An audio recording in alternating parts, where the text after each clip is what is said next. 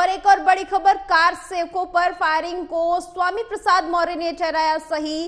Car सेवकों पर गोली संविधान बचाने के लिए चलाई गई, ऐसा स्वामी प्रसाद मौर्य का कहना है। तत्कालीन सरकार ने कर्तव्य निभाया था, स्वामी प्रसाद मौर्य का बयान। बता दें आपको, अराजक तत्वों ने तोड़फोड़ की थी, ऐसा कहना है स्वामी प्रसाद मौर्य का। और कानून की रक्षा के लिए गोली चलाई गई थी, स्वामी प्रसाद मौर्य का बयान सामने आया है, जिसमें उन्होंने कहा कि कानून की रक्षा के लिए गोली चलाई गई थी।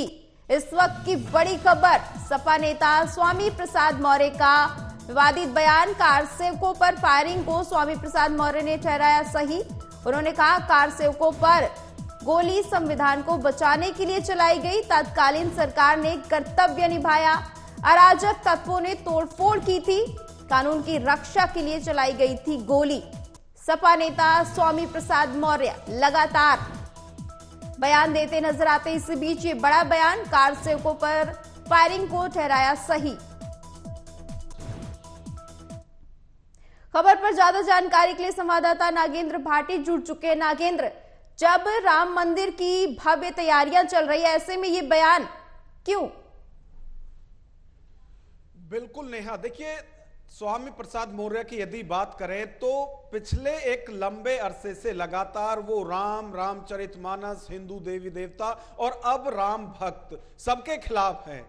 अब वो कह रहे हैं कि जो कार सेवकों पर फायरिंग हुई थी, जो उन्हें मारा गया था, वो संविधान बचाने के लिए किया गया था। मुझे लगता है कि अब समाजवादी पार्टी को बचाने के लिए अखिलेश यादव को इन पर कोई ठोस फैसला लेना चाहिए। और ये जो मांग है, ये सिर्फ मेरी नहीं है, बल्कि तमाम जो उनके खुद के पार्टी के नेता हैं, उनकी तरफ से भी ये मांग उठाई जा रही है, बीजेपी के नेताओं की तरफ से भी मांग उठाई जा रही है। और ऐसा ना हो कि स्वामी प्रसाद मौर्य को लोग सीरियस लेना ही बंद कर दें, क्योंकि जिस तरह के लगातार बयान वो लगातार हिंदू धर्म के खिलाफ दे रहे हैं, उससे अब लोग उन्हें गंभीरता से लेना ही बंद कर देंगे।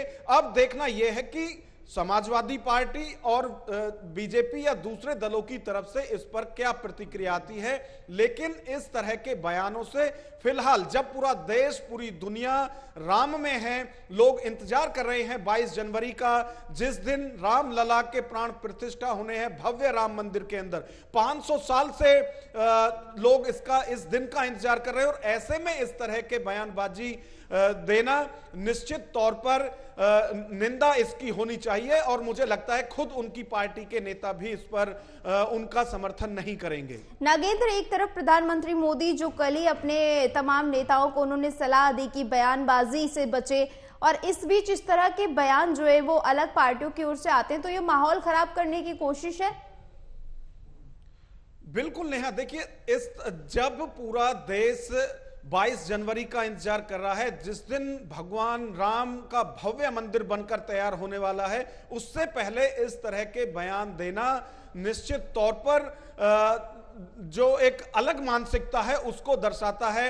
लोगों को जहां इंतजार है 22 जनवरी का, वहां इस तरह से आप ये एक तरह से आस्था जो है वो लोगों की इससे आहत होती है। और ऐसे बयानों से बचना चाहिए। इसके लिए खुद अखिलेश यादव की तरफ से भी अपने पार्टी नेताओं से अपील की गई थी, लेकिन बावजूद उसके लगातार स्वामी प्रसाद मौर्य की तरफ से ऐसे बयान आ रहे हैं। अब इस पर किस तरह से रोक लग सकती है, ये तो खुद पार्टी के नेता या फिर पार्टी अध्यक्ष जाने। लेकिन आखिर ऐसा कारण क्या है कि अखिलेश यादव, स्वामी प्रसाद मौर्य का ये पहला बयान तो नहीं है, वो लगातार इसी तरह से सनातन धर्म पर बयान देते हैं, रामचरितमानस पर बयान देते हैं, और अखिलेश यादव चुप्पी साधते हैं। इसका क्या कारण है?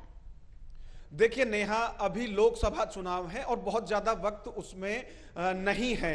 स्वामी प्रसाद मौर्य जो हैं वो एक ऐसा वोट बैंक उनके साथ है जिसको कि हर राजनीतिक पार्टी साधना चाहती है, चाहे वो बीजेपी भी हो, कांग्रेस भी हो, या फिर खुद समाजवादी पार्टी भी। और स्वामी प्रसाद मौर्य बड़े नेता हैं, ऐसा नहीं है कि ये कोई गली का या कोई छोटा मोटा जो नेता है वो इस तरह के बयान दे रहे हैं। वो मंत्री भी रह चुके हैं, बसपा में भी मंत्री रह चुके हैं, जब बसपा की सरकार थी, योगी सरकार में भी मंत्री रह चुके हैं, एक बड़ा पोर्टफोलियो उनका है।